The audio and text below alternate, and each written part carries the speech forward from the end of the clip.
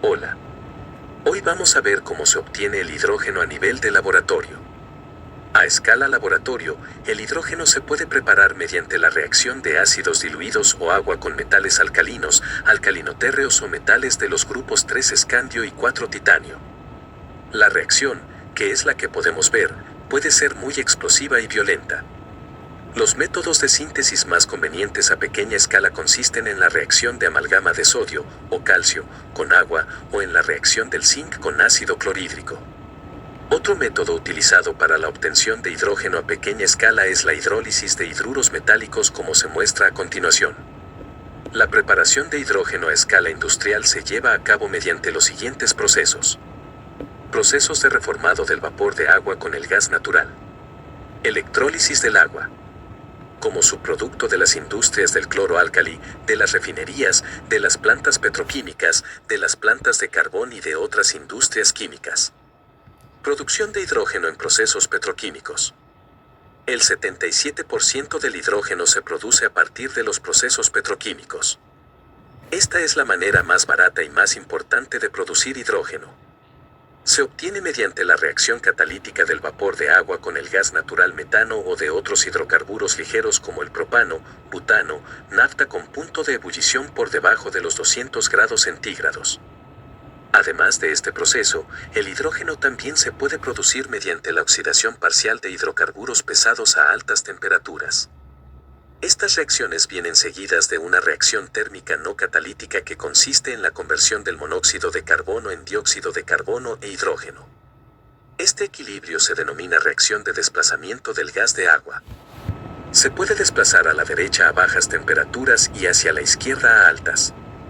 Para evitar que vaya hacia la izquierda, la mezcla se enfría alrededor de los 400 grados centígrados con vapor de agua y se hace pasar a través de un reactor de desplazamiento que opera a 400 grados centígrados y en presencia de un catalizador de hierro-cobre, se convierte la mezcla de CO y agua en CO2CH2.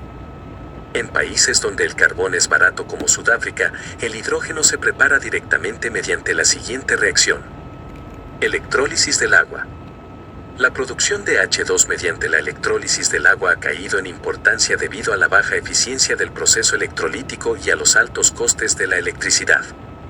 Este proceso constituye solo un 4% de la producción de hidrógeno, aunque la pureza es mayor del 99%. La celda electrolítica consiste básicamente en dos electrodos separados mediante un diafragma de asbestos impermeable a los gases. Para aumentar la conductividad del electrolito se disuelve en el mismo hidróxido sódico del 20 al 30%.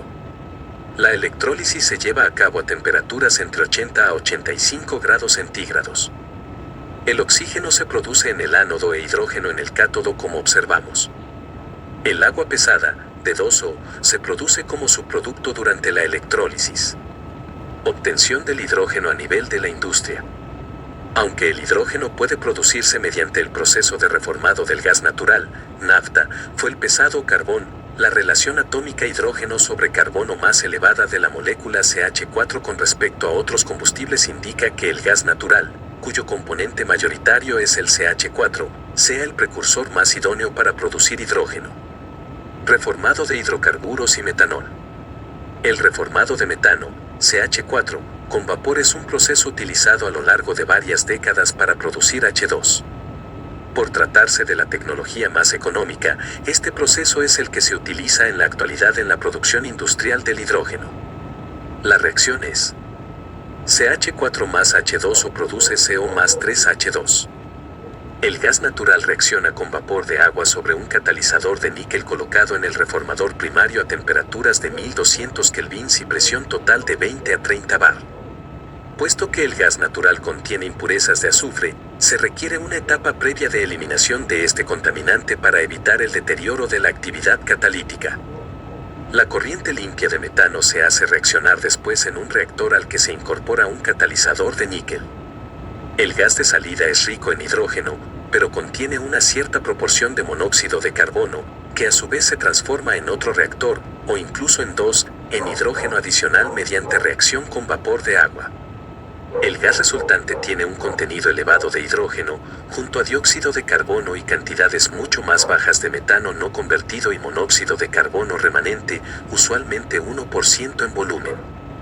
En las plantas modernas de producción de H2 se incorporan unidades de purificación mediante compresión /diagonal absorción /diagonal desorción que permiten alcanzar un hidrógeno muy puro 99,9% en volumen.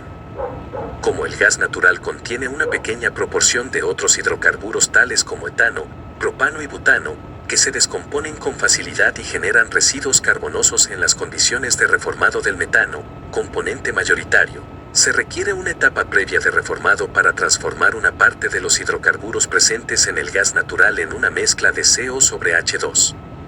Este proceso se incorpora antes de la unidad de reformado y permite operar con una variedad de alimentaciones asegurando que la alimentación es constante en todas las unidades de reformado. El prereformado tiene un fuerte efecto sobre la composición gaseosa que alimenta la unidad de reformado con vapor. Así, los hidrocarburos de cadena más larga se eliminan completamente al mismo tiempo que se convierte una fracción del metano. Dado que estos hidrocarburos de cadena larga tienen tendencia a formar carbono, este proceso de prereformado minimiza la formación de residuos de carbón durante el propio proceso de reformado del metano, lo que redunda en un tiempo de vida largo de los sistemas catalíticos utilizados.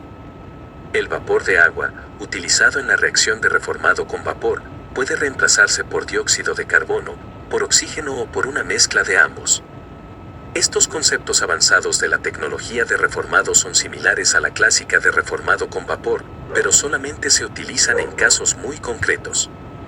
Específicamente, se aplican cuando se requiere utilizar la mezcla CO sobre hidrógeno para fabricar hidrocarburos o metanol en vez de producir exclusivamente hidrógeno.